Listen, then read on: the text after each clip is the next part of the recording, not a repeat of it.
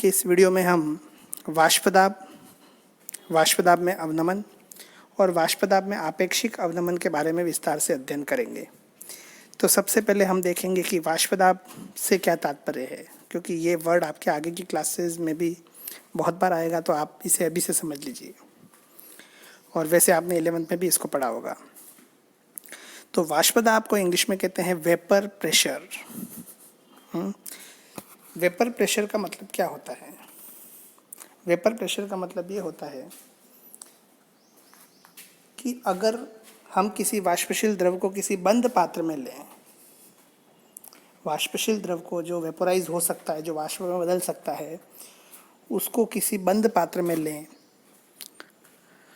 और टेम्परेचर को कांस्टेंट कर लें, टेम्परेचर बदलना नहीं चाहिए, है ना। तो स्थिर ताप पर किसी वाष्पशील द्रव को किसी बंद पात्र में रखने पर द्रव की सतह से अणु वाष्पित होकर द्रव के ऊपर उपलब्ध स्थान में एकत्र होते रहते हैं। माना कि वो पात्र आधा भरा हुआ है उस वाष्पशील द्रव से, है ना। तो जैसे पर्टिकुलर टेम्परेचर पर जो सतह के अणु हैं वो क्या होंगे, वो वाष्प में बदलेंगे और उस खाली स्थान के अंदर जो उस पात्र के अंदर है उसमें चले जाएंगे, है ना। लेकिन वो स्थान सीमित है, इसलिए वो बाहर निकल नहीं सकते। तो वो क्या करेंगे, पात्र की दीवारों से टकराएंगे और टकरा करके ठंडे होकर पुनः द्रव में बदलेंगे, है ना। तो जब द्रव के अणु वाष्प में बदलते हैं उसे हम कहते हैं वाष्पीकरण या वाष्पन, वेपोराइजेशन। और जब वो द्रव के अणु वाष्प में बदल जाते हैं और वाष्प के अणु पात्र की दीवारों से टकराकर पुनः द्रव में बदलते हैं, उसको हम बोलते हैं संघनन, अर्थात कंडेंसेशन। ठीक है। तो द्रव का वाष्प में बदलना वाष्पन कहलाता है और वाष्प का पुनः द्रव में बदलना संघनन कहलाता है, जिसे हम कहते हैं कंडेंसेशन। अब निश्चित ताप पर जब ये प्रक्रिया होती है पर्टिकुलर टेम्परेचर के ऊपर कि द्रव का वाष्प में बदलना, वाष्प का पुनः द्रव में बदलना, तो क्या होता है, कुछ समय में क्या होता है, पहले तो द्रव की सतह कुछ नीचे की तरफ जाएगी, कुछ समय बाद वो वापस ऊपर आएगी और एक स्थिति ऐसी आएगी कि द्रव के वाष्प में बदलने वाले अणुओं की संख्या वाष्प के पुनः द्रव में बदलने वाले अणुओं की संख्या के बराबर हो जाएगी। अर्थात वाष्पीकरण की दर संघनन की दर के बराबर हो जाएगी। उस अवस्था को हम कहते हैं इक्विलिब्रियम, यानी साम्यावस्था। और उस कंडीशन में हमको द्रव की सतह स्थिर दिखेगी। अगर हम ट्रांसपेरेंट अगर वो लेंगे पात्र तो हमको द्रव की सतह स्थिर लगेगी। इसे ही हम कहते हैं गतिक साम्य। इसका एग्जाम्पल मैंने आपको 11th में भी दिया था, तो आप 11th के अंदर इसमें विस्तार से, फिर भी मैं आपको बता रहा हूँ विस्तार से यहाँ पर, कि आपको वो सतह स्थिर लगेगी लेकिन वो स्थिर नहीं है, ये साम्य स्थिर नहीं है। इसे काइनेटिक इक्विलिब्रियम कहते हैं। क्यों? क्योंकि आपको दिख ऐसा रहा है कि वो स्टेबल है या स्थिर है, स्टैटिक है, लेकिन वो स्टैटिक नहीं है, वो काइनेटिक है। जितने अणु द्रव के वाष्प में बदल रहे हैं उतने ही अणु वाष्प के पुनः द्रव में बदल रहे हैं, इसलिए हमको वो सतह स्थिर दिखाई दे रही है। ऐसा नहीं है कि सतह स्थिर है। जब दो गाड़ियाँ एक डायरेक्शन में चलती हैं एक ही स्पीड से, तो हमको ऐसा दिखाई देता है कि वो गाड़ी स्थिर है। स्थिर नहीं है, वो चल रही है, लेकिन दोनों की स्पीड सेम है और एक ही डायरेक्शन है, इसलिए हमको वो स्थिर प्रतीत हो रही है। तो यहाँ पर भी जो इक्विलिब्रियम है, जो साम्यावस्था है, वो गतिक साम्य है, लेकिन हमको वो दिख नहीं रहा है क्योंकि दोनों की स्पीड सेम है, दोनों की दर बराबर है। द्रव के वाष्प में बदलने की दर और वाष्प के पुनः द्रव में बदलने की दर बराबर है, इस कारण से हमको प्रतीत नहीं हो रहा है। अब इस अवस्था में जब ये साम्यावस्था स्थापित हो गई, तो इस कंडीशन के अंदर जो वाष्प के अणु जो उसमें हैं उस पात्र में, वो द्रव की सतह पर जो प्रेशर डालते हैं उस प्रेशर को ही हम कहते हैं वाष्पदाब। अतः मैं अगर परिभाषा के रूप में लिखूं तो निश्चित ताप पर द्रव तथा वाष्प की साम्यावस्था में वाष्प के अणुओं द्वारा द्रव की सतह पर लगाया गया दाब वाष्पदाब कहलाता है। ठीक है, ये छोटी सी परिभाषा है, सिंपल सी, है ना, कि बंद पात्र में हमने वाष्पशील द्रव लिया, टेम्परेचर कांस्टेंट कर दिया, इस टेम्परेचर कांस्टेंट करने के बाद कुछ समय बाद साम्यावस्था स्थापित हो जाएगी। इस कंडीशन में जो प्रेशर होगा उस पात्र के अंदर गैस द्वारा द्रव की सतह पर, वो कहलाएगा वाष्प दाब। यानी गैस की यानी वाष्प के अणुओं द्वारा द्रव की सतह पर लगाया गया दाब वाष्प दाब यानी वेपर प्रेशर कहलाता है। अब इस छोटी सी बात से हम बहुत सारी चीज़ें निकाल सकते हैं। कैसे निकाल सकते हैं, हम कैसे पता लगा सकते हैं? सबसे पहली चीज़ ये है कि हमने यहाँ पर कहा स्थिर ताप, टेम्परेचर कांस्टेंट कर दिया। इसका मतलब अगर हम टेम्परेचर बढ़ाएंगे या घटाएंगे तो क्या होगा? अगर हम टेम्परेचर को बढ़ाएंगे यानी ताप को बढ़ाएंगे तो वाष्प ज़्यादा बनेगी, वाष्प ज़्यादा बनेगी तो वो प्रेशर ज़्यादा डालेगी, प्रेशर ज़्यादा डालेगी तो वाष्प दाब बढ़ेगा। Simple logic. इसलिए हम कह सकते हैं ताप बढ़ने पर वाष्प अधिक बनने के कारण वाष्प दाब बढ़ जाता है। ये फर्स्ट पॉइंट, ठीक है। छोटी सी चीज़ थी, इससे कितने निष्कर्ष निकलेंगे वो आप देखना। दूसरी चीज़, दूसरा पॉइंट, इंपॉर्टेंट पॉइंट, वाष्प दाब जो है वो द्रव की प्रकृति और ताप पर निर्भर करता है। टेम्परेचर पर कैसे करता है वो मैंने आपको बता दिया। टेम्परेचर बढ़ाएंगे तो वाष्प ज़्यादा बनेगी तो वाष्प दाब बढ़ जाएगा, ठीक है। जब भी वाष्प ज़्यादा बनेगी तो प्रेशर बढ़ेगा और वाष्प कम बनेगी तो प्रेशर कम होगा। सिंपल लॉजिक है। लेकिन इसमें एक और चीज़ जुड़ जाएगी, ताप के साथ साथ वाष्प दाब द्रव की प्रकृति पर भी निर्भर करता है। नेचर ऑफ लिक्विड, नेचर मतलब अगर मैं सेम टेम्परेचर के अंदर 3 पात्र लूँ एक जैसे और उनमें अलग अलग लिक्विड लूँ तो उनका वेपर प्रेशर अलग अलग होगा। क्यों? क्योंकि हर लिक्विड की स्ट्रक्चर अलग है, उसके अंदर अणुओं के बीच में लगने वाला इंटरमोलिकुलर अट्रैक्शन फोर्स अलग अलग है, अंतराण्विक आकर्षण बल अलग अलग है, और उन आकर्षण बलों को तोड़ने के लिए ऊर्जा भी अलग अलग लगेगी। इसीलिए प्रत्येक द्रव की का वाष्प दाब अलग होगा, हम ऐसा कह सकते हैं। तो वाष्प दाब लिक्विड कौन सा है उस पर भी डिपेंड करता है कि उसके अणुओं के बीच में जो लगने वाले फोर्सेज हैं वो स्ट्रांग हैं तो वाष्प कम बनेगी। अगर वो जो लिक्विड ले रहे हैं उसके अणुओं के बीच में लगने वाले जो इंटरमोलिकुलर अट्रैक्शन फोर्स कमज़ोर हैं तो जल्दी टूटेंगे तो वाष्प ज़्यादा बनेगी तो वाष्प दाब बढ़ जाएगा। तो वाष्प दाब द्रव की प्रकृति, नेचर ऑफ लिक्विड और टेम्परेचर दोनों पर डिपेंड करता है। तीसरा पॉइंट ये है कि जिस द्रव का क्वथनांक कम होगा उसका वाष्प दाब अधिक होगा। सामान्य भाषा में क्वथनांक यानी बॉइलिंग पॉइंट हम उसको कहते हैं जिस टेम्परेचर के ऊपर कोई भी लिक्विड उबलता है यानी वाष्प अवस्था में परिवर्तित हो जाता है। उबलना वाष्प अवस्था में परिवर्तित तो हर टेम्परेचर पर होता ही है, लेकिन उबलना एक अलग चीज़ है। उबलने के बाद टेम्परेचर में वृद्धि नहीं होती। आया समझ में? जैसे H2O है ना, जल है, वो 100 डिग्री सेल्सियस पर उबल रहा है। अब हम उसको कितना भी गर्म करें उस H2O का टेम्परेचर 100 के ऊपर नहीं जाएगा, क्योंकि 100 के ऊपर होते ही वो वाष्प में बदल जाएगा। तो उसकी एक लिमिट है, उस लिमिट के बाहर वो उबलना शुरू हो जाएगा, बॉईल होना शुरू हो जाएगा। इसलिए इसको बोलते हैं बॉइलिंग पॉइंट। तो जिसका बॉइलिंग पॉइंट कम है, कम का मतलब जो कम टेम्परेचर के ऊपर उबलने लग जाता है, यानी आराम से कम टेम्परेचर के ऊपर ही उसकी वाष्प बनने लग जाती है, तो उसका वाष्प ज़्यादा बनेगी तो वाष्प दाब बढ़ जाएगा। जिसका क्वथनांक ज़्यादा है यानी हमने उसको बहुत गर्म किया तब जाके वो उबल रहा है ना, तो उसकी वाष्प तो कम बनेगी, और कम बनेगी तो उसका वेपर प्रेशर भी कम होगा। ये 3 चीज़ें हमको वाष्प दाब की जाननी जरूरी है। अब हम देखते हैं कि किसी विलयन का वाष्प दाब कैसे निकालते हैं, वेपर प्रेशर ऑफ सॉल्यूशन। इस लेसन में हमने जहाँ तक देखा कि विलयन 2 चीज़ों से मिलकर के बनता है। मुख्यतः इसके मुख्य रूप से घटक 2 होते हैं, एक तो विलेय और एक विलायक। विलेय को बोलते हैं सॉल्यूट, विलायक को बोलते हैं सॉल्वेंट। विलेय होता है कम मात्रा में, विलायक होता है अधिक मात्रा में, ठीक। अब मैं यहाँ पर 2 प्रकार के सॉल्यूशन की कल्पना करता हूँ और उसके बारे में हम अलग अलग उसका वाष्प दाब, कुल वाष्प दाब निकालते हैं। माना कि मैंने विलेय के रूप में लिया द्रव, लिक्विड, और विलायक भी लिया, सॉल्वेंट भी लिया मैंने, लिक्विड।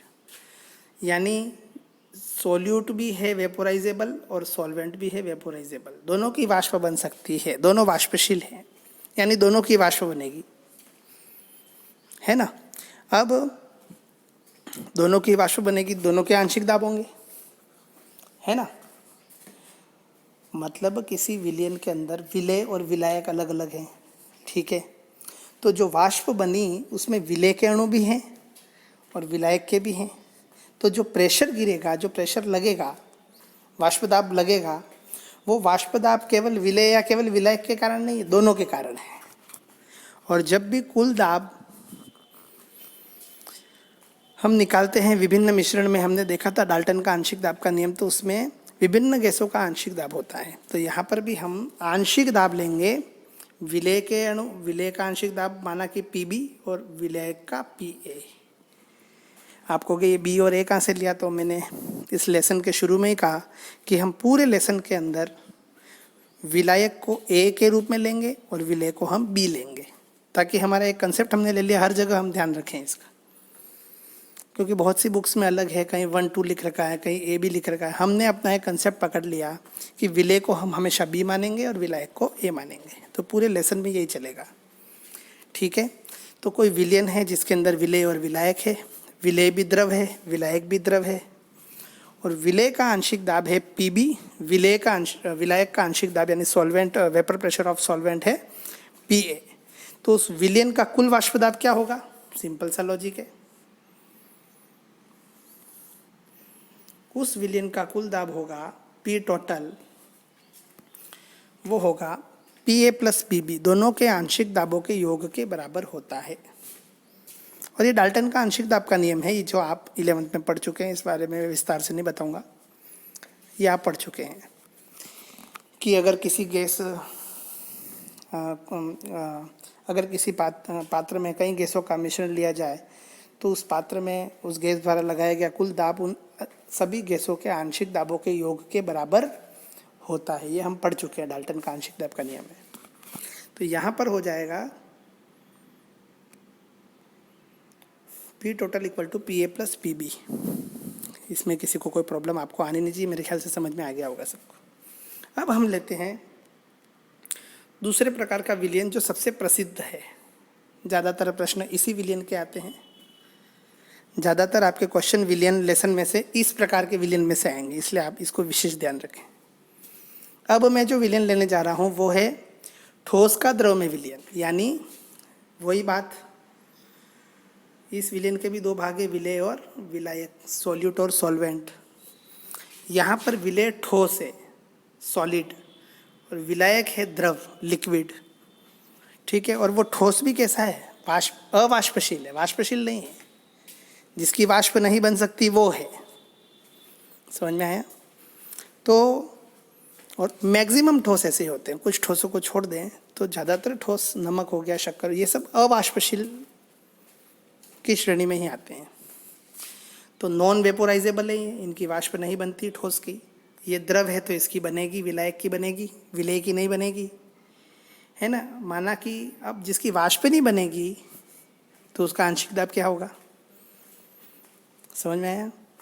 वाष्प बन ही नहीं रही है तो वो प्रेशर क्या डालेगी, और प्रेशर डालेगी नहीं तो उसका आंशिक दाब हम 0 ले लेते हैं, यानी Pb बराबर हो गया 0।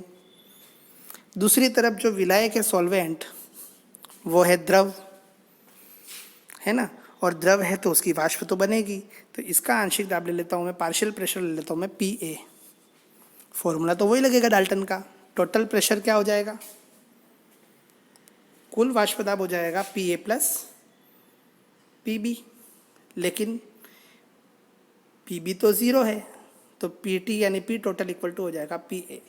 यानी इस विलयन का कुल वाष्प दाब विलायक के वाष्प दाब के बराबर ही होगा, विलायक के आंशिक दाब के बराबर ही होगा, क्योंकि विलेय के द्वारा लगाया गया आंशिक दाब 0 है, उसकी वाष्प बन ही नहीं रही है, इसलिए आंशिक दाब 0 होगा।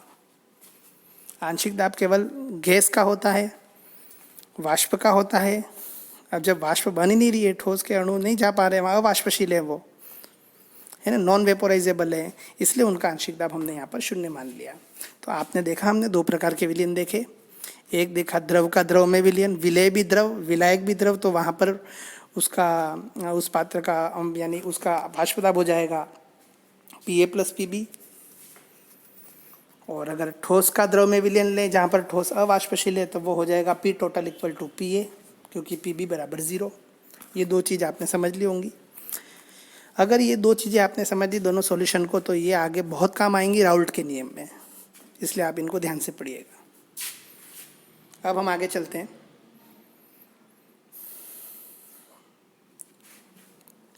बहुत इंपॉर्टेंट बात है जो कि आपको आगे आने वाली।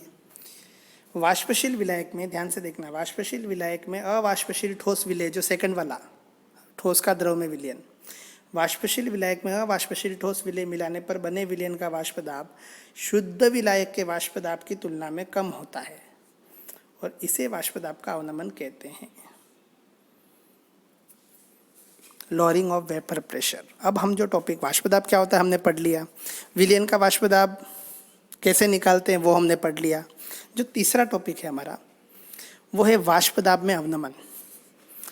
समझना, एक उदाहरण देता हूँ, ठीक है। एक उदाहरण लेता हूँ मैं आपको। मैंने एक ग्लास पानी लिया, पर्टिकुलर टेम्परेचर पर, एक स्थिर ताप पर उसको मैंने रख दिया, उसका वाष्प दाब मैंने नोट कर लिया, ठीक है। प्योर वाटर लिया मैंने, प्योर सॉल्वेंट लिया, एक ग्लास पानी लिया, बंद पात्र के अंदर लिया, ठीक है, पर्टिकुलर टेम्परेचर पर लिया और उसका वाष्प दाब मैंने नोट कर लिया, ठीक है। अब पात्र का मैंने ढक्कन खोला, उसमें कुछ मैंने शक्कर मिला ली, नमक मिला लिया, जो भी अवाष्पशील ठोस मिला लिया उस पानी के अंदर, ठीक है। पानी का आयतन लगभग उतना ही है जितना पहले था, पानी उतना ही है, विलायक की मात्रा तो उतनी ही है, केवल मैंने उसमें कुछ ठोस मिला दिया है, ठीक है। और टेम्परेचर भी मैंने उतना ही रखा, वॉल्यूम भी उतना ही रखा, पात्र भी वही है, ठीक है। अब मैं वाष्प दाब नोट करता हूँ तो मुझे वाष्प दाब कम मिलता है,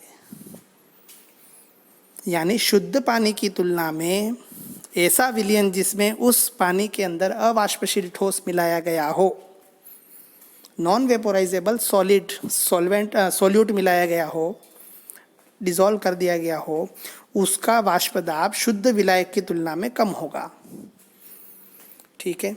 ये हमेशा ध्यान रखिएगा। अब हमको इसका रीज़न देखना पड़ेगा ऐसा क्यों होता है। अगर मैं आपको बात करूं कि किसी ताप पर शुद्ध विलायक का वाष्प दाब P0 है, जैसे कि मैंने शुद्ध पानी आपको बताया, तो शुद्ध जल का वाष्प दाब माना कि P0 है, उसके अंदर मैंने कुछ ठोस मिलाया, नमक शक्कर कुछ मिलाया, तो उसका वाष्प दाब हो गया PS, जो कि अब सॉल्यूशन बन गया। वो पहले तो प्योर सॉल्वेंट था, पहले तो केवल विलायक था, अब उसमें विलय मिला दिया मैंने तो वो सॉल्यूशन बन गया, तो उसका वाष्प दाब मैं मान लूँ PS। तो ये PS जो है वो P0 से कम होगा, यानी वाष्प दाब में अवनमन का मतलब होता है कमी। अवनमन एक शुद्ध हिंदी संस्कृत शब्द है, शुद्ध हिंदी है, तत्सम हिंदी शब्द है ये, जिसका मतलब होता है अवनमन यानी कम होना, है ना, कमी होना। तो वाष्प दाब में कमी है ये, वाष्प दाब में अवनमन का मतलब वाष्प दाब में कमी आ जाती है। वाष्प दाब में कमी कितनी होगी, P0 माइनस PS। यहाँ P0 ज़्यादा है और PS कम है, दोनों का डिफरेंस जो है वो उनका उसमें होने वाली कमी है। तो आपको वाष्प दाब भी समझ में आ गया और वाष्प दाब में कमी भी मेरे ख्याल से समझ में आ गई होगी। अब हम अंतिम बात पर चलते हैं कि ऐसा क्यों होता है। ये जो कमी आई वो किस कारण से आई, कारण जानना जरूरी है। विज्ञान कारण के पीछे बहुत प्रयास करता है, सफलता मिले या ना मिले वो चिंता नहीं है, लेकिन विज्ञान प्रयास अवश्य करता है, इसलिए हम भी प्रयास करेंगे। तो अब हम देखेंगे कि वाष्प दाब में ये जो अवनमन हुआ, कमी हुई, शुद्ध विलायक की तुलना में विलयन का वाष्प दाब कम हो गया, ये क्यों हुआ। तो इसको हम ये इस डायग्राम से समझेंगे। देखो यहाँ पर दो डायग्राम दे रखे हैं। जो पहला वाला डायग्राम है ये वाला, इसके अंदर शुद्ध विलायक लिया गया है जो कि वाष्पशील है, वाष्पशील लिक्विड है, यानी वेपोराइजेबल लिक्विड है, वाष्पशील द्रव है, ठीक है। और इसके अंदर लिया गया विलयन, इसके अंदर हमने वाष्पशील द्रव विलायक के अंदर यानी इसी के अंदर अवाष्पशील ठोस मिला दिया, ठीक है। हमने दोनों का टेम्परेचर सेम रखा है, ठीक है, वॉल्यूम भी सेम रखा है, सब कुछ सेम है। अब यहाँ पर देखते हैं हम कि ये जो वाष्प शुद्ध विलायक है, इसकी सतह पर जो अणु हैं वो सारे, देखिए आप, ये जितने भी सतह पर जो अणु हैं वो सारे वाष्पशील विलायक के हैं। तो ये क्या होंगे, ये सारे वाष्प में बदलेंगे। माना कि मैं अगर सतह पर यहाँ पर गिनूँ 1 2 3 4 5 6, तो 6 के 6 क्या बन जाएंगे, वाष्प में बदल जाएंगे। ठीक है। जबकि विलयन के अंदर जैसे ही मैं अवाष्पशील ठोस विलय मिलाता हूँ तो वो क्या हो जाते हैं, समांगी रूप से पूरे विलयन के अंदर समा जाते हैं। तो अब क्या होगा, अब सतह पर केवल विलायक के अणु नहीं होंगे, विलय के अणु भी यहाँ स्थित होंगे। केवल विलायक के अणु नहीं होंगे, अब विलय के अणु भी यहाँ स्थित होंगे। इसलिए मैंने यहाँ पर एक बड़ा गोला एक डॉट, एक बड़ा गोला एक डॉट यूँ करके मैंने यहाँ पर आधे अणु तो बना दिए सॉल्वेंट के, विलायक के, और आधे बनाए मैंने सॉल्यूट के। अब चूंकि यहाँ पर सॉल्यूट जो है वो वाष्प में नहीं बदल सकता क्योंकि वह अवाष्पशील ठोस मिला है मैंने, तो यहाँ पर सतह पर स्थित अणु जो वाष्प में बदल सकते हैं उनकी संख्या कितनी होगी, पहले 6 थी, यहाँ पर हो गई 3। केवल विलायक के अणु ही होंगे क्योंकि विलायक के अणु ही वाष्प में बदल सकते, विलय के अणु नहीं बदल सकते, है ना। और वाष्पीकरण की जो प्रक्रिया है वो पृष्ठीय प्रक्रिया है, इसमें केवल पृष्ठ के अणु ही भाग लेते हैं। द्रव से वाष्प में बदलना वाष्पीकरण कहलाता है, और इस वाष्पीकरण यानी वेपोराइजेशन की प्रोसेस में केवल सरफेस के मॉलिक्यूल्स ही भाग लेते हैं, अंदर के अणु भाग नहीं लेते। और सरफेस के यहाँ पर जो मॉलिक्यूल्स हैं उनमें क्या हो गया, विलायक जो वाष्पशील अणु है उनकी संख्या कम हो गई। तो अब यहाँ पर जो वेपर बन रही है यहाँ पर वो कम बनेगी। शुद्ध विलायक में ज़्यादा बन रही थी क्योंकि यहाँ पर वाष्पशील अणुओं की संख्या ज़्यादा थी, यहाँ पर वाष्पशील अणुओं की संख्या कम हो गई। क्यों कम हो गई, क्योंकि सतह पर अवाष्पशील विलय के अणु भी आ गए जो कि वाष्प में नहीं बदल सकते थे। इसीलिए शुद्ध विलायक की तुलना में विलयन का वाष्प दाब कम हो जाता है। यहाँ पर अधिक वाष्प बन रही है, यहाँ पर कम वाष्प बन रही है, ये इसका रीज़न है। इसी को अगर हम लिख करके बताएं तो वाष्पीकरण एक पृष्ठीय प्रक्रिया, अर्थात वाष्पीकरण में केवल सतह के द्रव अणु में वाष्प बदलते हैं। अब चित्र में शुद्ध वाष्पशील द्रव विलायक में सतह पर स्थित सभी अणु वाष्पशील है, अतः वाष्पीकरण में सारे अणु वाष्प में बदल जाते हैं, क्योंकि शुद्ध विलायक में तो विलायक के अणु ही हैं, और विलायक क्या है, द्रव है, वाष्पशील द्रव है, तो सारे वाष्प में बदलेंगे।